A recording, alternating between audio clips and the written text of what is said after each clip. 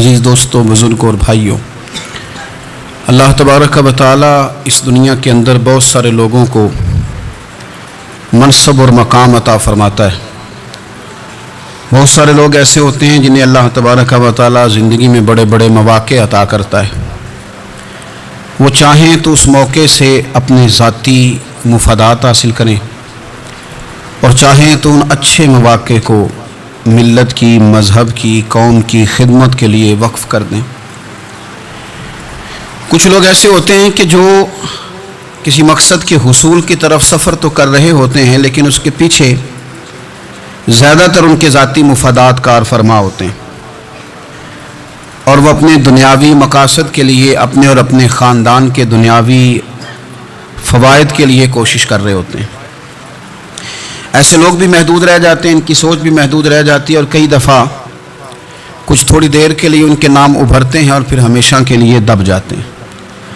कुछ लोग ऐसे होते हैं जो ज़िंदगी के अंदर अल्लाह के लिए, अल्लाह ताला की रज़ा के लिए, रसूल पाक सल्लल्लाहु ताला अलैहि वसल्लम की खुशनुदी हासिल करने के लिए, दीन की, मिल्लत की, मुल्क की सरबुलंदी के लिए आगे आना चाहते हैं। मेरा रब करीम कुरान मजीद सूरह हज में इरशाद फरमाता है कि अल्लज़ीना इम्मक्कन्नाहुम फिल अर्द, कुछ लोग ऐसे हैं कि अगर हम उन्हें ज़मीन में इख्तदार दें, ज़मीन में अगर हम उन्हें काबू दें तो वो क्या करेंगे? अकामुस्सलाता व आतवुज़्ज़कात, वो नमाज कायम करेंगे, ज़कात अदा करेंगे।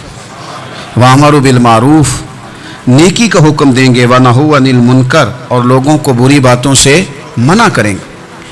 वो दीनी, फ़िक्री, इस्लाही इनकलाब बर्पा कर देंगे, नमाज को आम करेंगे, ज़कात को आम करेंगे, भलाई का हुक्म देंगे और बुराई से मना करेंगे। अल्लाह तबारक व तआला ने उन लोगों को जब इख्तिदार दिया, वो कौन लोग थे? सैयदना सिद्दीक़ अकबर, हज़रत फ़ारूक़ आज़म, सैयदना उस्मान गनी, हज़रत मौला अली रिदवानुल्लाह ताला अलैहिम अजमाइन। अल्लाह ने जब इन लोगों को इख्तिदार दिया ज़मीन के अंदर, अल्लाह तबारक व तआला ने इन्हें नबी पाक अलैहिस्सलाम की नियाबत के लिए चुना, तो इन लोगों ने ये इनकलाब बर्पा किया। नमाजें आम हो गई, शौक़ से लोग सदका तो खैरात देने लगे, भलाई आम हुई, बुराई का कला कमा किया गया। हमारे यहाँ भी लोग एहतसाब की बातें करते हैं। हमारे यहाँ भी लोग कहते हैं कि मैं रिश्वतखोरी को, करप्शन को, नाजायज़ चीज़ों को हमेशा के लिए जड़ से उखेड़ फेंटूंगा। लोग दूसरों से मुतालबा करते हैं कि ये सारे काम जायज़ करें, लेकिन खुद इस पर अमल करने को तैयार नहीं होते। याद रख लें कि ये जो एहतसाब है, ये इंसान की अपनी ज़ात से शुरू होता है।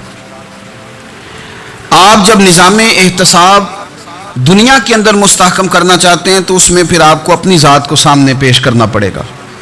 आज हम बात करने जा रहे हैं सैयदना फ़ारूक़ आज़म रज़ी अल्लाह ताला अन्हु। तो जनाब उमर फ़ारूक रज़ी अल्लाह ताला अन्हु का जो निज़ाम एहतसाब है, उन्होंने उसको घर से शुरू किया था, अपने आप से उसका आगाज़ फरमाया था। हमारे यहाँ ये होता है कि जिस बंदे के अकाउंट में अच्छे खासे पैसे हैं, वो बिल जमा कराने जाए तो उसे लाइन में नहीं लगना पड़ता, मैनेजर साहब उसे आगे बुला लेते। तो वो बाद में क्या कह रहा होता है? कहता देखो अल्लाह ने कितनी इज्जत दी है, मुझे लाइन में नहीं लगना पड़ा। भाई लाइन में लगना तो आपका ये था कि आप समझते हैं कि सारे मुसलमान हैं, मोमिनीन हैं, बराबर हैं, तो मैं किसी को तकलीफ में मुब्तला ना करूं। जब आप आगे चले गए थे तो आपने बहुत सारे लोगों का हक मारा था। वो लाइन में जो लगे हुए थे उनका वक्त लंबा हो गया था। आपने तो अपने आप को एहतसाब के लिए पेश ही नहीं किया, बल्कि आपने कह दिया कि जनाब मेरा तो रुतबा आला है, लिहाजा ये मेरा हक बनता था, मुझे तो इस्तेहकाम मिलना चाहिए था। यहाँ बहुत सारे लोगों ने अपने हक में चीज़ों को और रंग में पेश किया। सैयदना फ़ारूक़ आज़म रज़ी अल्लाह ताला अन्हु ने इस निज़ाम एहतसाब को अपने घर से शुरू फरमाया।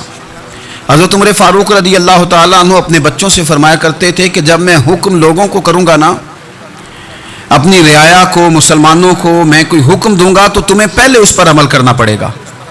आप फरमाया करते थे, याद रखना लोग तुम्हें इस तरह देखेंगे, लोग इस तरह तुम्हें देखेंगे जिस तरह गोश्त खाने वाला परिंदा गोश्त को देखा करता है। चील गोश्त खाती है तो क्या कभी उसको पैगाम भेजना पड़ा है कि तू आजा, यहाँ गाय मर गई है, भैंस मर गई है? खुद ब खुद उसकी नज़र होती है, वो पहुँच जाती है। जनाब उमर फरमाने लगे, मेरे घर वालों, मेरे बेटों, मेरी बेटियों, मेरी अहलिया, लोग तुम्हें इस तरह देखेंगे जिस तरह गोश्त खाने वाले परिंदे देखते हैं। لہذا میں جب کسی کو عمل کروں تو پہلے تمہیں اس پر عمل کرنا پڑے گا جب میں کسی کو حکم دوں. آپ فرمانے لگے یاد رکھنا اگر تم نے میرا حکم نہ مانا تو غیروں نے حکم نہ مانا تو انہیں ایک سزا ملے گی، اور اگر میرے گھر والوں نے نہ مانا تو ڈبل سزا ملے گی. تم پر ڈبل سختی کی جائے گی کہ تم نے میری بات کیوں نہیں مانی. یہ نظام احتساب ہے. ہم نہ دوسروں کے بچوں کا گلا کاٹ کے اپنے بچوں کی خوشیاں لینا چاہتے ہیں. ہم چاہتے ہیں کہ دوسروں کے بچوں کے حصوں کا مال میرے گھر میں آ جائے. آ جاتا ہے.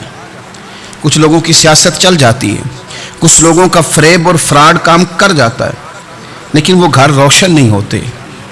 ان گھروں میں پیسہ ہوتا ہے پر قرار رخصت ہو جاتا ہے. ان گھروں میں آسانیاں اور وسعتیں تو آ جاتی ہیں لیکن ایک دوسرے کا احترام ختم ہو جاتا ہے. سیدنا فاروق اعظم رضی اللہ تعالیٰ عنہ کا یہ طریقہ تھا کہ وہ اپنے بچوں پر سختی کرتے. آپ ہمارے ملک میں یہ نظام ہے، موجودہ حکمران ہو یا ان سے پچھلے، بچے سب کے ملک سے باہر رہتے ہیں. یہاں رہتے ہیں تو محلات میں، باہر جاتے ہیں تو بڑی بڑی آسائشوں میں. ان کے بچوں کے لیے قانون بھی الگ سے ہیں، قاعدے بھی الگ سے ہیں، اور ہمارے ملک کے اندر تو ایک باقاعدہ پروٹوکول کا سسٹم ہے. اس سسٹم سے گزر کر بڑے بڑے لوگ چلنا پسند کرتے ہیں. ہمارے زمانے میں بھی کچھ چیزیں سرکاری ہوتی ہیں خالص، لیکن عجیب نظام ہے نا، ہر چیز کا کرایہ بڑھ جاتا ہے، سرکاری دکان کا نہیں بڑھتا.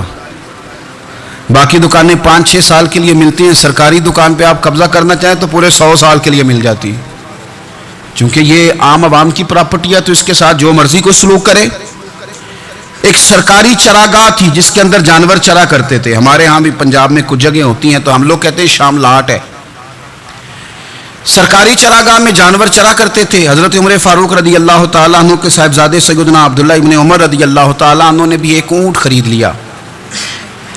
تو سب لوگوں کے جانور سرکاری چراگاہ میں چرتے تھے. آپ نے بھی اپنا جانور وہاں چرنے کے لیے، کھانے پینے کے لیے چھوڑ دیا. وہ جب اونٹ آیا تو پتلا تھا، کچھ دنوں کے بعد وہ فربا ہو گیا، طاقتور ہو گیا، موٹا تازہ ہو گیا.